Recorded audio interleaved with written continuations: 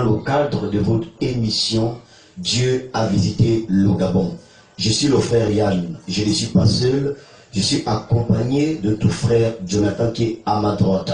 Il aura le temps de s'exprimer. Alors ce soir, nous avons une thématique. Elle n'est rien d'autre que Kakou Philippe, faux prophète démasqué par le prophète Samuel Aurélie, paix et grâce sur ce prophète.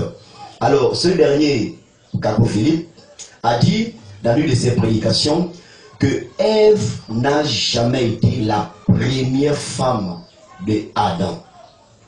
Alors, il est dit dans Hébreux chapitre 1er, au verset 3, Dieu soutient toutes choses par sa parole. C'est pourquoi, vous voyez, je tiens une Bible à ma main, c'est notre absolu. Et à travers cette parole, on doit essayer de vous montrer la grâce que l'on a eue à travers la visitation de Dieu, afin que vous ne tombez pas aussi dans les pièges de la sélection du diable. Amen. Il est dit dans Genèse 2, 19, Dieu a formé, il a formé, n'est-ce pas, les animaux des champs et les oiseaux du ciel. Il a fait venir ces animaux vers l'homme, afin de voir comment l'homme devait les appeler et que tout être vivant puisse porter le nom que Adam devait donner aux animaux. C'est ce que la parole déclare.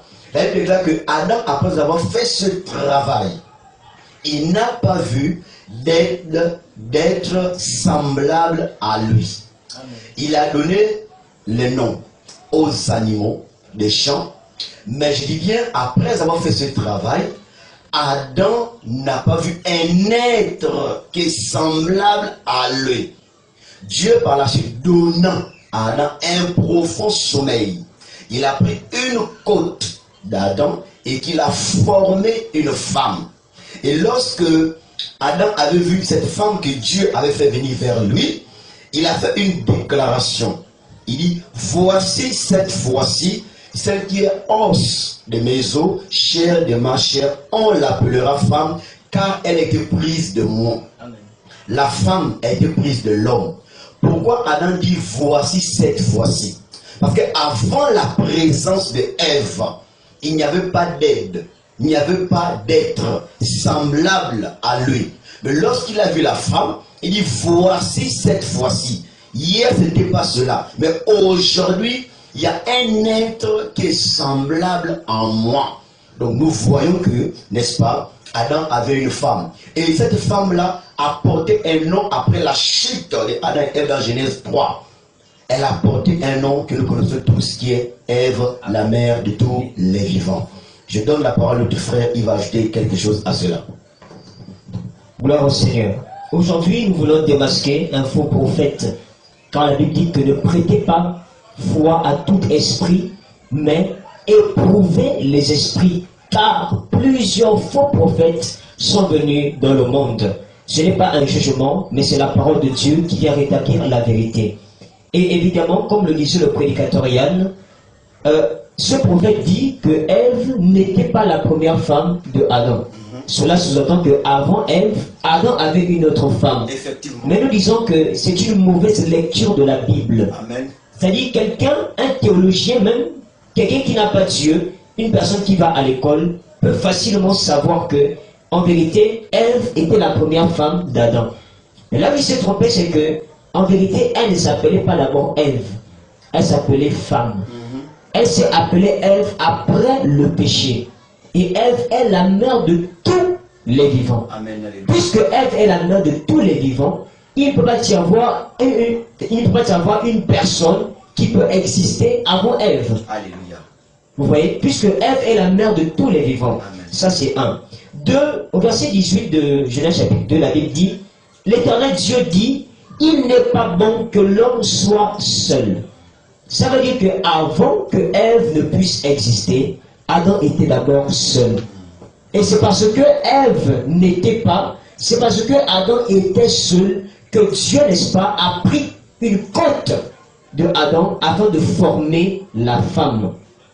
Vous voyez? Ça veut simplement dire que Adam n'avait pas d'autre femme avant Ève. Ève a été l'unique et la seule femme d'Adam, et c'est Ève qui est la mère de tous les vivants. C'est pourquoi la Bible dit que n'allez pas au-delà de ce qui est écrit. Amen. puisque Kakou Philippe a rejeté la Bible, et tous les adeptes de Kakou Philippe ont rejeté la parole de Dieu au profit d'un certain livre qui n'a même pas appui sur la parole de Dieu. Or, la Bible dit que lorsque Jean a eu la vision des choses qui devaient se passer, n'est-ce pas, dans le livre d'Apocalypse, la Bible dit que tout ce que Jean a écrit sont attestés par l'Écriture. Vous voyez, si un prophète vient sur la terre et dit des choses qui ne sont pas attestées par l'Écriture, c'est un faux prophète. Car la Bible dit que celui qui est de Dieu dit les paroles de Dieu. Amen. En vérité, un prophète est au-dessus de l'Écriture, mais il est en dessous de la parole de Dieu. Il est au-dessus de l'Écriture parce qu'il a le Saint-Esprit afin de révéler la pensée cachée derrière l'Écriture, mais il est en dessous de la parole de Dieu. Donc voilà un peu pour édifier le peuple de Dieu, car il est écrit que beaucoup viendront sous mon nom disant c'est moi le Christ, mais faites attention, peuple du Seigneur. Gloire au Seigneur. Amen. Que Dieu soit loué pour l'intervention de notre frère. Et effectivement, dans Apocalypse 19, 9, nous voyons qu'il est écrit que cette parole est la véritable parole. Amen. On n'a pas besoin d'un autre livre ou d'une autre parole. Si quelqu'un dit il est prophète, à travers cette Bible, il doit révéler, sinon il doit transmettre au peuple un message capital de notre génération. Amen. Alors, nous constatons des dérapages avec cet homme qui se déclare prophète messager. Mais gloire soit rendue à Dieu à travers le prophète Samuel aurait dit qui nous délivre de la séduction, qui nous amène à avoir une position défensive. Vous avez vu ce que le frère a dit dans Genèse 2, verset 18. Il est bien écrit, noir sur blanc. Il n'est pas bon que l'homme soit seul. Donc au départ, il était seul. Il n'y avait pas une personne qui avait précédé Ève. Il était seul. Car Adam était le premier à être créé. Ensuite, Ève, qui n'a pas été créée, mais qui a été formée, car c'est un sous-produit tiré d'un produit original. Bien-aimés dans le Seigneur, je vous exhorte à agir comme les chrétiens libérés qui examinaient les Écritures pour voir si tout ce que leur enseignait était exact. C'est pourquoi je profite à travers cette émission à inviter frère Jonathan, nos frères qui ont embrassé la doctrine du cri des minutes. Parce qu'un jour, nous allons parler du cri des minuit. Nous vous invitons à prendre part à un grand programme, le 29, le 30, au terrain de basket d'Awenji. Vous allez écouter un prophète qui est venu avec un ainsi dit le Seigneur, qui rétablit la vérité, qui amène l'épouse à la foi de nos pères. Frères, vous qui m'écoutez, je vous exhorte, je vous invite à venir à ce grand programme.